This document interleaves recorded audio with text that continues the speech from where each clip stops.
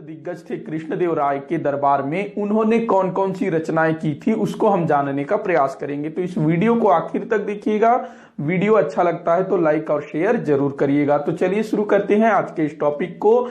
कृष्णदेव राय के अष्ट दिग्गज।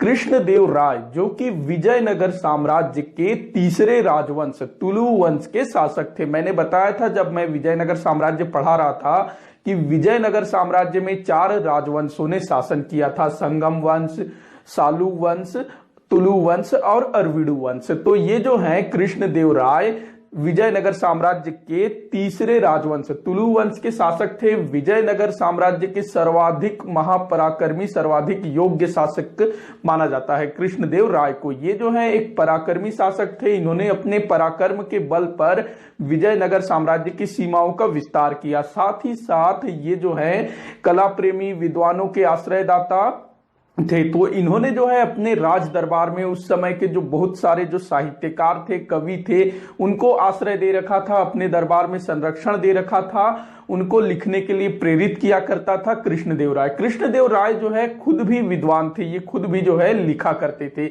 तो इस वीडियो में देखते हैं हम इनके राज दरबार में जो उस समय के जो तेलुगु साहित्य के, दक्षिण भारत के जो महान कवि इनके दरबार में रहा करते थे, जो महान विद्वान इनके दरबार में रहा करते थे, तो उनमें से जो सबसे प्रमुख थे उनकी संख्या थी 8 महान कवि रहा करते थे। तो उनको क्या कहा जाता था? संयुक्त रूप से अष्ट दिग्गज। जिस प्रकार से चंद्रगुप्त द्वितीय विक्रमादित्य के यहाँ नवरत्न थी, उनके यहाँ जो विद्वानों की मंडली थी उसको नवरत्न कहा गया है। अकबर के दरबार के विद्वानों की मंडली को नवरत्न कहा गया है। अकबर और चंद्रगुप्त द्वितीय विक्रमादित्य दोनों के दरबार में जो विद्वान थे उनको नवरत्न कहा गया है। लेकिन कृष्णदेव राय के यहाँ जो 8 महान कवि थे उनको संयुक्त रूप से कहा गया है अष्ट दिग्गज। याद रखेंगे कौन कौन थे, देखते हैं। इस तरफ मैंने कवियों के नाम लिखे हुए हैं और इस तरफ जो है उनका जो रचनाएं थी, उनके द्वारा जो रचनाएं लिखी गई है उसको मैंने लिखा है। तो सबसे पहले कवि हैं, सबसे प्रथम स्थान के कवि थे अलसानी पेद्दन। इनकी रचना है स्वारोचिस संभव, जिसको कि मनुचरित के नाम से भी जाना जाता है। स्वारोचिस संभव, इसका दूसरा नाम क्या है? मनुचरित। इसके अलावा अलसानी पेद्दन जी ने एक दूसरी रचना लिखी थी जिसका नाम है हरि कथा सार। मैंने यहां लिखी नहीं है, इसको ऐड कर लेंगे। हरि कथा सार किसकी रचना है? ये अलसानी पेद्दन जी की। पहली रचना तो स्वारोचिस संभव, जिसको मनुचरित भी कहा जाता है, दूसरी है हरि कथा सार।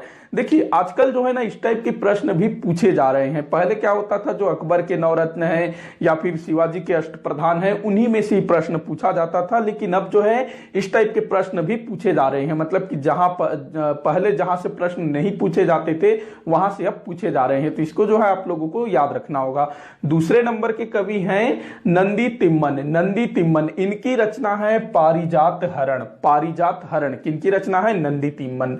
तीसरे नंबर के कवि है भट्ट मूर्ति। इन्होंने जो है एक अलंकार संबंधी ग्रंथ की रचना की थी, मतलब कि अलंकार शास्त्र से संबंधित रचना की थी भट्ट मूर्ति जी ने, जिसका नाम है नरस भूपालियम। उसके बाद अगले कवि हैं धुरजटी। इनकी रचना याद रखेंगे कालहस्ती महात्म्य। किनके द्वारा लिखा गया था? धुरजटी जी के द्वारा। उसके बाद अगले हैं मादयगरी मल्लन। इन्होंने जो है राजशेखर चरित। देखिए जो राजशेखर थे ना वो दक्षिण भारत के एक महानतम शासक थे, तो उनके ऊपर लिखा गया रहा होगा ये ग्रंथ। तो किन्होंने लिखा था? मादयगरी मल्लन राजशेखर चरित। उसके बाद अगला नाम है अचल राजू, यहाँ राजू होगा, मैंने राज लिख दिया है। अचल राजू रामचंद्र। इनकी रचना है शकल कथा सार संग्रह और रामाभ्युदयम। ये किसकी रचना है? अचल राजू रामचंद्र की शकल कथा सार संग्रह और रामाभ्युदयम। ये जो रामाभ्युदयम है ये राम जी से संबंधित होगा। देखिए जो दक्षिण भारत में भी जो है ना, जो राम जी, शिव जी, विष्णु जी, उन पर ही लिखा जाता था, भले उनको जो है अलग अलग नामों से जाना जाता था। उस बाद अगले कवि हैं पिंगली सूरन। इनकी रचना याद रखेंगे राघव पांडवीय। राघव पांडवीय किनकी रचना है? पिंगली सूरन। पिंगली सूरन। आखिरी है, सबसे महत्वपूर्ण है, तेनाली रामकृष्ण।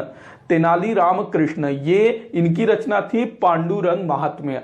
देखिए जो तेनाली रामकृष्ण जी थे ना, ये इनमें सबसे श्रेष्ठ थे, सबसे अंतिम में ये आए हुए थे। आखिर में इनको शामिल किया गया था अष्टदिग्गज में। जैसे अकबर के दरबार में बीरबल की स्थिति थी, वो एक जो है कवि थे, लेखक थे, इसके अलावा बहुत ही अच्छे वाक्पटु थे, वो जो है हाजिर जवाब थे। तो ठीक उसी प्रकार से तेनाली रामकृष्ण कृष्णदेवराय के दरबार में थे। ये कवि होने के साथ साथ दूसरी कई सारी चीजों में भी इनकी अच्छी खासी पकड़ थी। ये भी जो है हाजिर जवाब थे। अपने कई सारे किस्सों के लिए ये जो है आज प्रसिद्ध है। इन पर जो है कई सारी पुस्तकें लिखी गई हैं, कई सारी इनके ऊपर धारावाहिक भी बन चुकी है। तो तेनाली रामकृष्ण ये जो है, इनको हम कृष्णदेवराय के दरबार में बीरबल के समान समझ सकते हैं। तो ये पांडुरंग महात्म्य इनकी रचना थी। तो ये सभी को याद रखेंगे। ये जो कवि थे इनका नाम तो याद रखना ही रखना है। इनके द्वारा जो रचनाएं लिखी गई थी उसको भी याद रखिएगा, क्योंकि अब जो है ऐसे स्थानों से भी जहां से पहले प्रश्न नहीं पूछा जाता था, वहां से भी अब परीक्षाओं में प्रश्न पूछे जा रहे हैं। तो आज का ये टॉपिक यही समाप्त होता है। अगर ये वीडियो आप लोगों को अच्छा लगा हो तो वीडियो को लाइक करिए, शेयर करिए।